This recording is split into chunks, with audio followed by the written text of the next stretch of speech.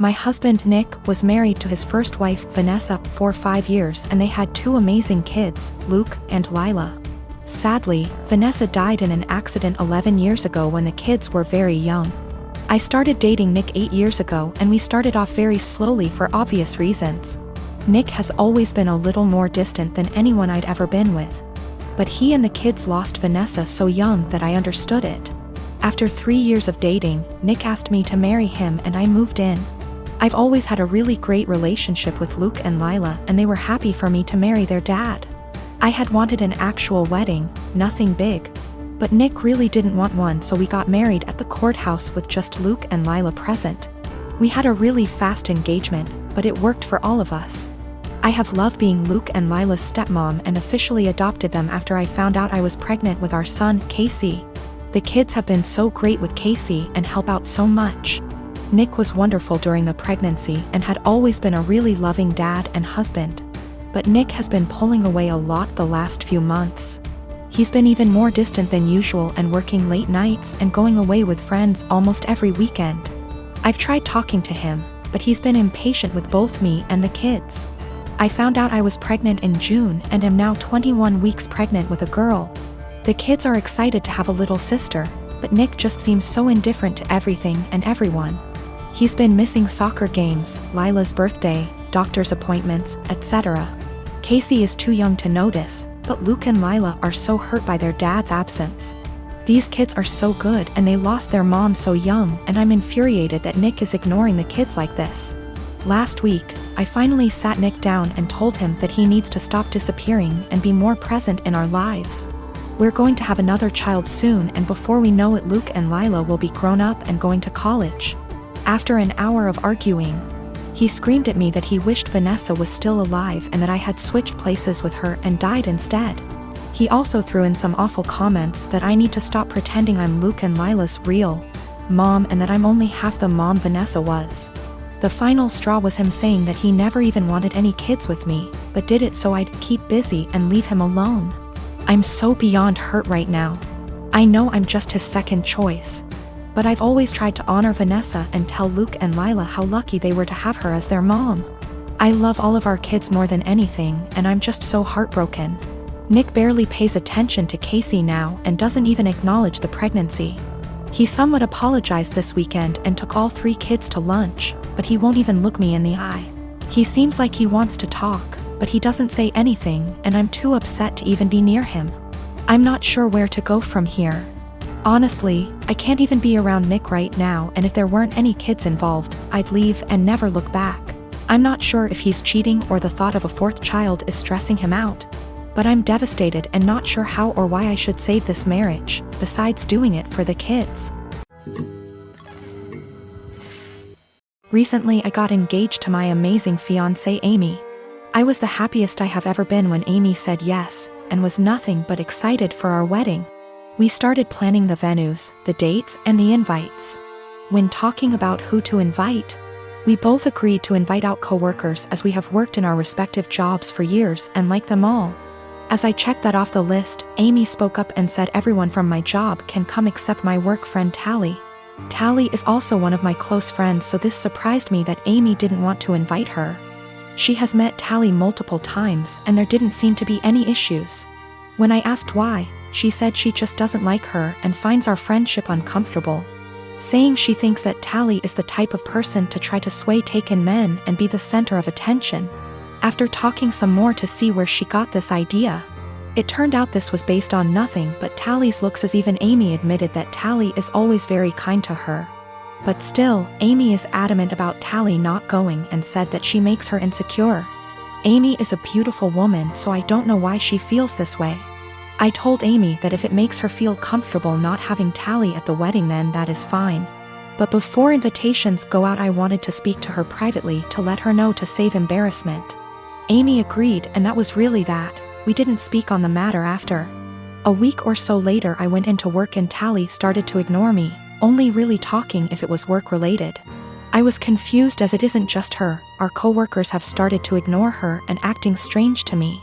So I contacted her BF, only for him to be sarcastic on the phone. I asked what the problem was when he asked if I actually didn't know what happened. He then filled me in. Turned out a few days earlier Amy came to my work on my day off with invitations. I had no idea she even made them yet. And handed everyone an invite in front of Tally, then saying to Tally, "You aren't invited, women like you aren't welcome." Which has sparked everyone suggesting she is my other woman. Since then she has been harassed by some guys at work and shunned by the women. She is now looking for another job. This pissed me off and I apologized profusely as I didn't know. When I got home that night, I confronted Amy about this. She denied it at first, but then told me she did it, but it is now not an issue because she's quitting her job. I flipped on her saying how she clearly didn't trust me to say and that she crossed a line doing all this behind my back. She didn't see the problem and got upset asking me why I'm so mad, me responding, "If we are really going to get married, get your insecurities in check and grow up." I stayed at a friend's since but have had texts from Amy, her friends, and her mother saying for this and that Amy doesn't deserve this treatment. I have made many attempts to speak to Tally privately to find out what was happening prior to contacting her BF. She brushed me off by saying she either had work to do or that there was nothing to talk about. No one would really speak to me, so I contacted her BF as a last resort. Her BF says he is going to pass on to Tally what I said to him on the phone. The wedding is currently on hold, that is also why I'm staying at my friend's. Need some distance to figure stuff out. Nothing has or ever will happen with Tally, no feelings, nothing adult, absolutely nothing. Tally is happy and in love, her boyfriend is someone I also consider a close friend. I was happy with Amy prior to this. And Tally is more like a sister to me. Unfortunately, due to what Amy has done, all I can really do is damage control. Of course I am planning to explain to everyone what has happened. I do not want Tally to be going through this. She is a genuinely kind person who does not deserve any of this. So I recently got together with a guy from my hobby. He asked me out first and I had some doubts that we'd work together as a couple because of the age difference. He's 35 and I'm 22. So, in my apartment, since it's an old house that was originally a single-family house, there isn't much soundproofing. And the floors creak when people move. I've gotten used to the sound of the guy upstairs getting up at 4 a.m. since he starts work at 5.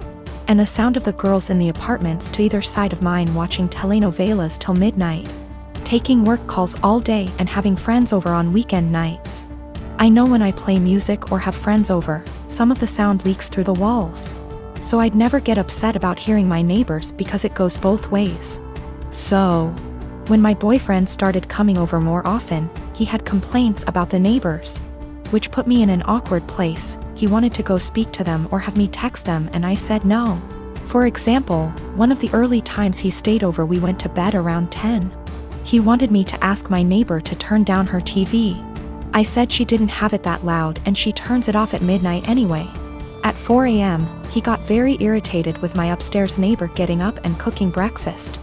I said that he would be done by 5 because that's when his shift starts. At 7 a.m., he was still trying to sleep in and the neighbor on the other side had some work calls that he said he couldn't sleep through. I offered him earplugs and he said he couldn't sleep with them in either. He wanted me to ask her to quiet down. He had similar comments every time he heard someone else in the building just living their life, especially if it was when he was in bed. I got frustrated with my boyfriend and told him, you can't expect to date a hot young 22-year-old and not want to deal with a 22-year-old's living situation. I don't know if you realize, but this is a normal apartment for someone my age. Hell, my neighbors are pretty great. Nobody's throwing loud parties on work nights. Nobody's having screaming fights. Nobody's having babies. The hot young part was in sarcastic air quotes because those were his words, not mine. He got irritated and asked why I was bringing age into it. And I said it's because he can't both want someone so young and also want someone with house kinda money. And he was being so out of touch with how normal people in their 20s live. He got really irritated with me bringing age into it. And even more annoyed when I'd respond to his neighbor complaints in the future with, "Okay, boomer." Or tell him that if he wanted me to have a rich person apartment, he could pay for it. It's not possible for me to get to his house on my own because I don't have a car and the buses don't go that far into the suburbs. So that would mean him driving 30 minutes from his house in the suburbs to pick me up, then an extra 30 to drive me to his house. Then an hour round trip early in the morning to get me home in time for work. It's a lot easier for him to visit me in the city. I am using boomer as a joke or a figure of speech to say acting out of touch and entitled to tell other people what to do. It is a common figure of speech to say, okay, boomer, to someone who is acting entitled regardless of their actual age. It's more of a mindset thing. I googled his property records for his house and he owns it with a woman who shares his last name. Holy shit. I don't know if she's his wife or ex-wife or what, but I'm out of here. I'm honestly freaking out right now, but I just gotta say, great big thank you to everyone who noticed red flags and made me question that. I've blocked his number. He can have fun figuring out where I went. I have a daughter, Sadie, with my ex-husband John. We got divorced 5 years ago and I have primary custody while he sees her 2 weekends a month. Last year, he got married to Amanda, who has sole custody of her kids from a previous marriage. Amanda is a SOM, not for any health reasons or so on, she just doesn't want to work, while John works at a 9 to 5. He makes good money to support them, but not enough to live in luxury. I have a much higher paying job. Since it's just me and Sadie, I make sure she has the best possible life.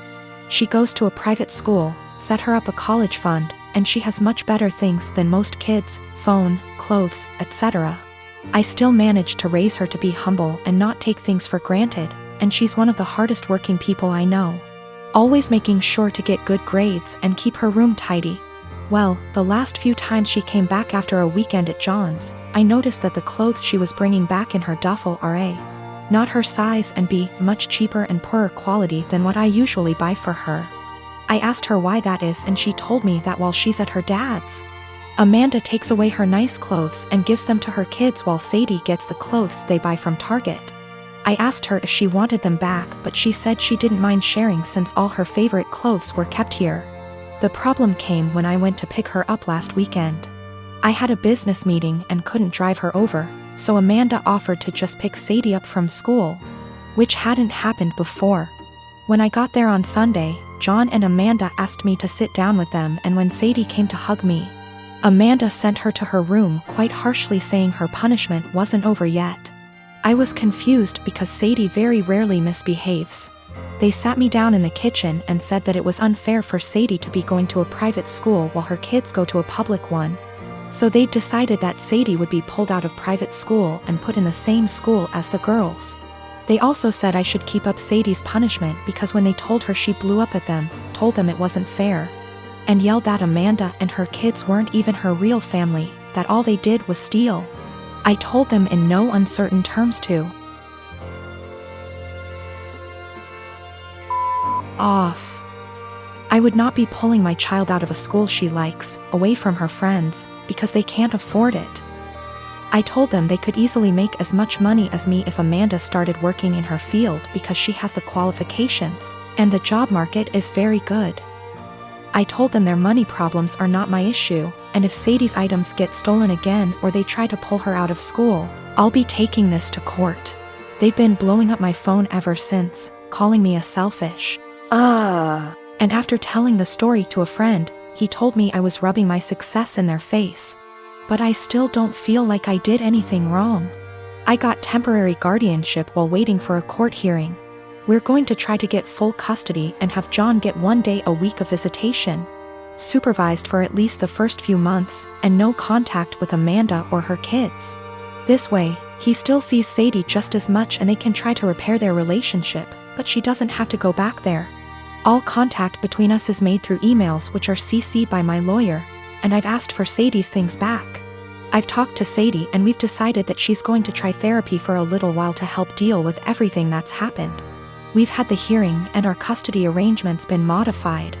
Any and all decisions relating to Sadie are made by me, and me alone. John has supervised visitation once a week. And Sadie will continue in therapy to deal with all the issues Amanda and company have caused her. They tried to push for 50/50 custody split on grounds of alienation. So me trying to put Sadie against her father. But we made it clear from the start that we wanted to keep Amanda and her children away, and wanted supervision only because we don't feel safe leaving him alone as of yet, but that we were open to modifications. Thanks to that, the proof of stealing, and Sadie's therapist's testimony, their claim was thrown out pretty quickly. Amanda's pissed and has tried to contact me and Sadie, but I made it clear to her that if she keeps harassing me or my daughter, I'll have to make this known to the authorities. Sadie and I have blocked her everywhere, and any communication between John and us is made through text messages or emails only.